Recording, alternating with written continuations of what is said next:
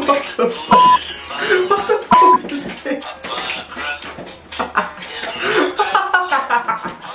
What is that? It's off, it's off. Hello, welcome to Ground and Pound. This is our second ever video, Craig. Second video.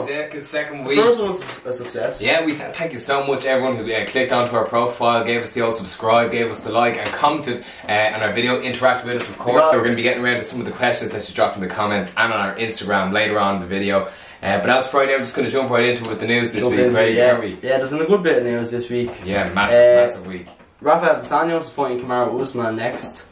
Big fight for him, coming off a loss against Colby Covington. Yeah. Big fight for Kamaru Usman, could be a #1 contender spot maybe. Absolutely, well it's looking like it. Looking like Colby probably going to get the next title shot against Tyron Woodley, and then possibly the winner of that fight maybe against Tyron. Absolutely. But I mean, it wouldn't make much sense if dos Anjos got the shot because he lost the last fight. Yes. But no, yeah, it's been an interesting fight. I think Kamaru's a lot bigger than dos Anjos, so we'll see how that goes. There's lots of different fights announced this week. Yeah, of course, a lot we have the rescheduled Thiago Santos is going to be taking on Manua. That's going to be a big fight, of course. In Toronto, UFC 231. Of course, Brian Ortega. Max Holloway has been announced. Happening. Most likely going to be the main event of that UFC 231 fight.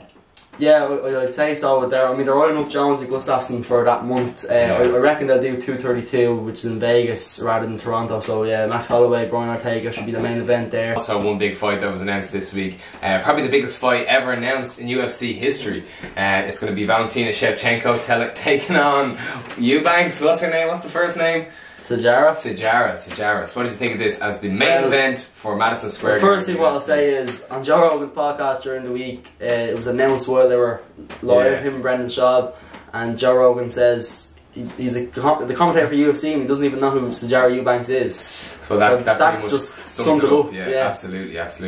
So it was a bit of a panic decision, I think. You were saying the same. I mean, like, the UFC just need to move past the fact that, like, they don't have to have a championship bout for every single pay-per-view. Ariel was saying this weekend, obviously tomorrow night, as we're filming this, Conor Mcgregor will take on Khabib, and a lot of people have forgotten that they're even fighting for the lightweight championship because that's it's not about that anymore. It's secondary too personal. Like. Big shout out, by the way, to you, Joanna Youngjacek. She interacted with our post the other day on our Instagram page when we broke this news. Well, we broke Joanna's reaction to this news and what her opinions were on it, because she was obviously a bit disrespected by the UFC over this. Yeah, but she found out on social media. A lot of fighters have been finding out about their cancellations over social media lately, which is it's not a good way to deal with your fighters.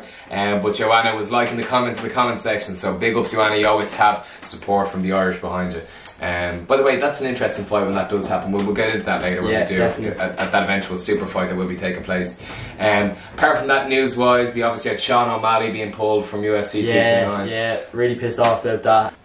They've already kind of identified that it could be one of his dietary supplements, so they've sent that off to be tested. Absolutely, and they could take up to 30 days, but in the meantime, which is really annoying for him. It's really annoying. That's going to be a huge opportunity for him, like with Conor McGregor, all the fans he brings over, all the Irish. In the news this week, John Jones was obviously hyping up this bit of a, obviously on social media the two of them are taking shots at each other, him and DC. They don't stop. DC went on Ariel the other night and was saying that he feels that he's expecting the light heavyweight championship to be stripped from him. And obviously elsewhere in the news, John Jones, Gustafsson, that's in talks. Gustafsson said he's already signed some sort of a fight agreement. Yeah, John Jones is holding out at the moment. He wants pay-per-view.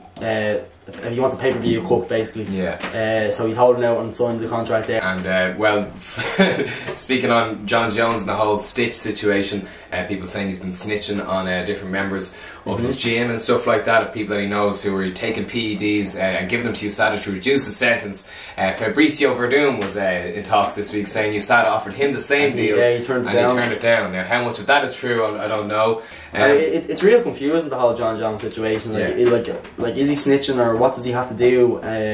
His manager Malky Kawa came on and said John Jones is not snitching on anybody, and he won't be snitching on anybody. John Jones also said that he's not snitching on anybody, so I don't really understand what the plea bargain is like. Nice news this week. Brendan Schaub was on Joe Rogan's podcast and he said he's going to be paying for all of Ray Borg's son's medical bills, which is absolutely phenomenal news. Brendan Schaub. If anyone's been following that story, Ray Borg's a UFC flyweight and he's been having awful trouble with his newborn son. So Brendan Schaub on Joe Rogan the other day. He got really emotional. He started talking he got very choked up. He said he DM'd Ray Borg. He said, "Look, man, I want to pay for all the medical bills. I don't need publicity or nothing. Like, I have all this money and I'm not doing anything with it. So I just wanted that. Like, he wants him to have it. He wants to pay for the medical bills. It's a really great gesture from Brendan Schaub. Yeah, definitely. So without further ado, Craig, let's get the bloody hell into it, okay? UFC 229 is the biggest fight and probably one of the biggest events in UFC history. Am I correct? Yeah, Dana White's saying they're thinking it's going to touch 3 to 3.5 million pay-per-view boys. Crazy, but listen, it's no denying how absolutely huge it is. The promotion this week has ramped up a whole new level. Conor was on Conan this week saying he may have wrestled a Dagestani bear as a child, but he's never wrestled an Irish gorilla. Yes, and many other gems came out of the press conference that took place last night. We were watching the press conference, weren't we? Yeah, we were. So basically, Khabib turned up on time as he said he was going to. He predicted that Conor wouldn't turn up on time, and he also said that if Conor doesn't turn up on time, once he's finished answering his questions, he's out of there. Dana was left answering questions like some sort of a sweaty pig about to be put to the slaughter. But then Conor Mcgregor arrived. He was in flying form last night. The personal highlight of the press conference was a guy from Israel TV or something. He stood up and he said, "I've heard that your whiskey is not good. Is it not good? I don't know." And Conor was saying, well, people are going to say negative bullshit all the time. People always want to say bad things. Come on, try it. Try some of the whiskey. Your man gets up, he goes, "Okay, I'll come and try it." He goes, "No, not you, the smell of you." And so it brings us on to, I suppose, the main card, and we're going to do some main card picks for UFC 229. So you have yours, I have mine, and we're going to start what's called Craig versus Sean this week. Versus Sean. First off, Waterson and Herrick. I'm going to go with the karate hottie, Michelle Waterson. Yeah, I'm also going with Michelle Waterson, but that's not what we're going to be like the entire thing. We have the Black Beast, Derek Lewis, against Alexander Volkov. Sean?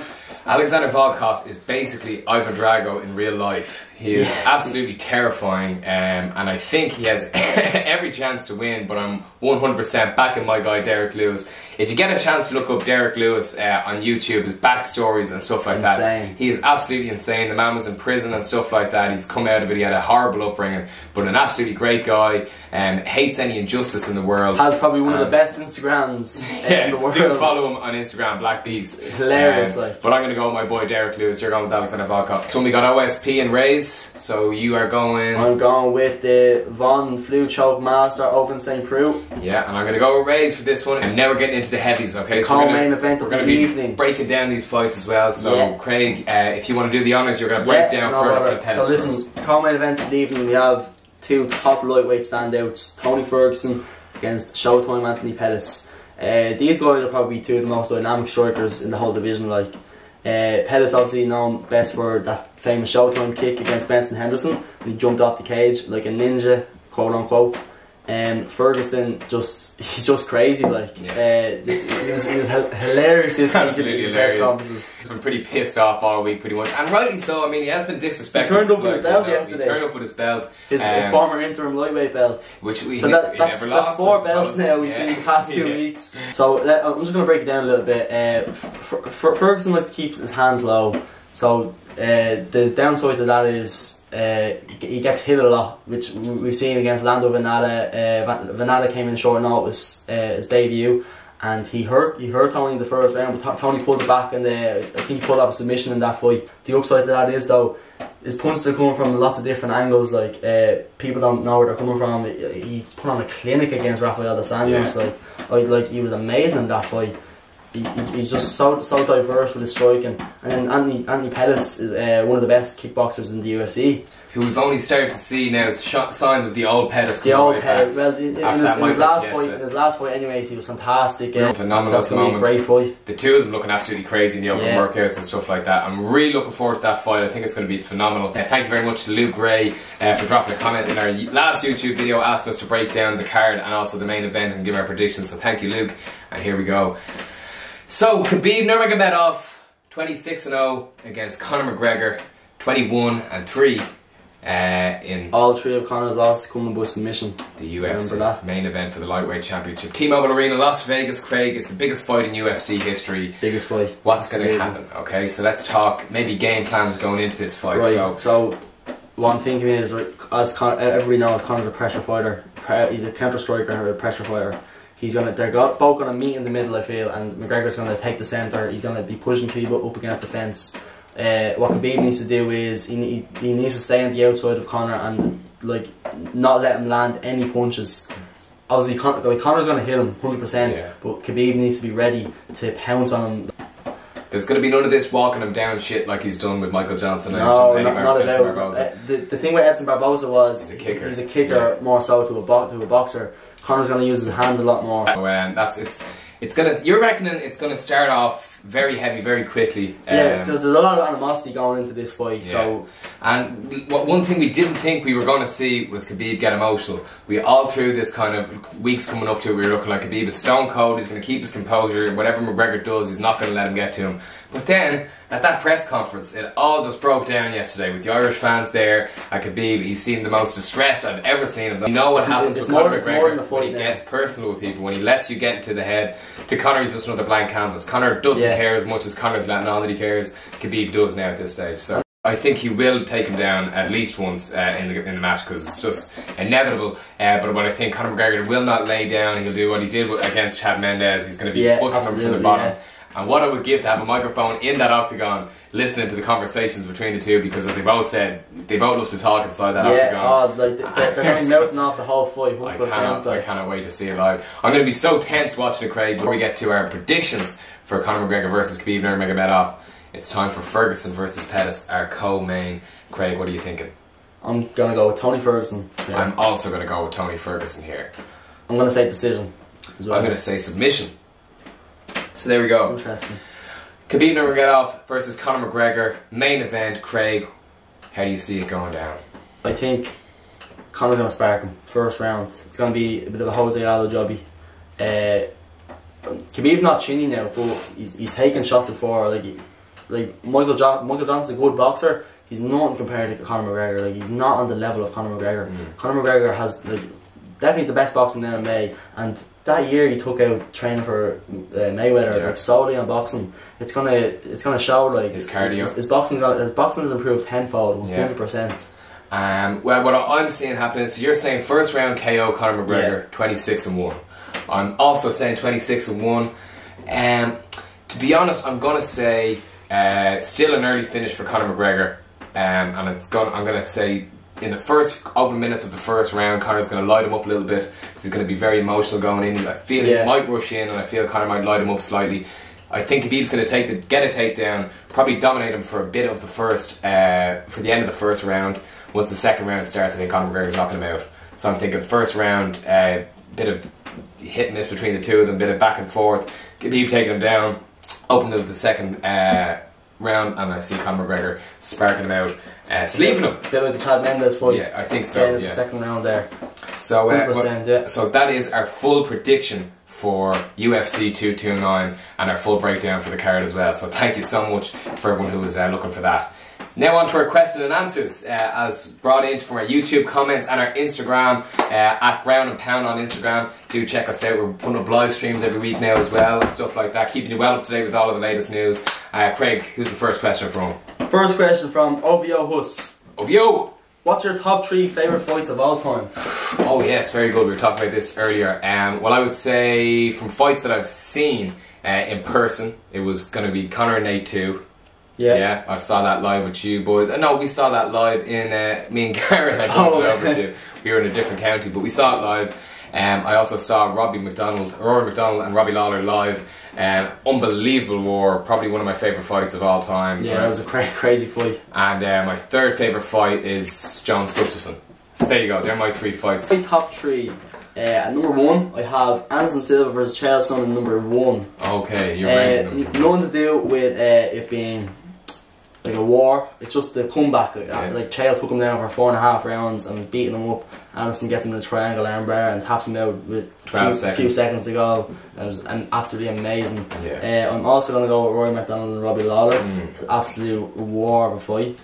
And then I'm probably going to go with Forrest Griffin and Stefan Bonner, just because of the magnitude of that fight and the platform it raised the UFC after that. Saved the UFC pretty much. Yeah, it was huge for MMA and the UFC, like absolutely. And what's the next question? Next question from The Clothing Fit. Make sure you follow The Clothing Fit. Yes, drop them a follow on the ground. I'm going to put it somewhere in the video here. So, The Clothing Fit say, Who's favourite MMA analyst? Favourite MMA analyst? I'm going to say Dan Hardy. I love it. Yeah, Dan I'm going to call Dan Hardy as well. I love Dan Hardy. All of his breakdowns on the UFC page, where he obviously does them for pretty much every 2-2, whatever. His inside the octagon is inside the octagon. It's absolutely brilliant. His fight IQ is just out of this world. Like there's nobody on the planet that knows fighting like him, to be honest. No, and I'd love to see him and Anthony Rumble Johnson go at it one more time. I was looking at a picture of Anthony Johnson waiting here for that fight. Jesus Christ, God. He looks like a skeleton. Yeah, it's terrifying. How? I don't understand. Anyway, let's move on to the next one. So next one is from our friend No Limits MMA. Make sure you check them out. They're doing a great job as well now. Set up in Montreal, I believe, based in Montreal. So he says, or she, I don't really know, to be honest. What are your goals with your MMA page? I suppose to inform everybody, to do a weekly video, to keep everyone up to date on what's going on. Get the news out there, have the crack. Get it out there, have the crack, get some guests on here hopefully. Yeah, definitely. And get out to some events and get different fighters on the show, go interview different fighters, do all that sort of stuff. Be proper. Eventually down the line, 100% if you want to get into all that sort of things. A proper good one, you know, a good channel. So the next question is from IrishRock_PT. Why is the main event for 2:30 so shite after all that wait? I don't know, they panicked. They haven't got anything sorted in time. They just thought they needed a champion for the main event, to be honest. I mean, look at all the other championships, they're all pretty much taken or in process of... Just put Nate Diaz and Dustin Poirier in the main event. He was talking about 5 rounds though at the press conference. At least want 5 rounds. He was saying, yeah, we'll do that if the guys are down for it. But they're down for it. Yeah. Are they down for it? Everyone's down for it. To say Nate's down for doing 5 rounds because apparently... Go on Twitter for 5 minutes and everyone's fucking down for 5 rounds with Nate Diaz and Dustin Poirier. So, next one. Last question. Matthew_Lenny. Other than the Mcgregor Khabib fight, which fight on the card are you looking forward to most and why? It's got to be Ferguson Pettis, I would say. Yeah, 100%. Tony Ferguson and Andy Pettis. That's going to be a great fight. So if you've never seen them fight before, this is a great time to watch that fight. It's going to be a war.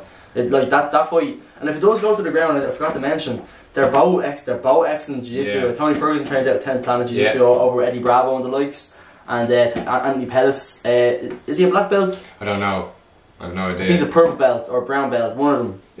So that's it for all the requests that came in on our Instagram. Thank you so much. We're going to put up another one of them next week.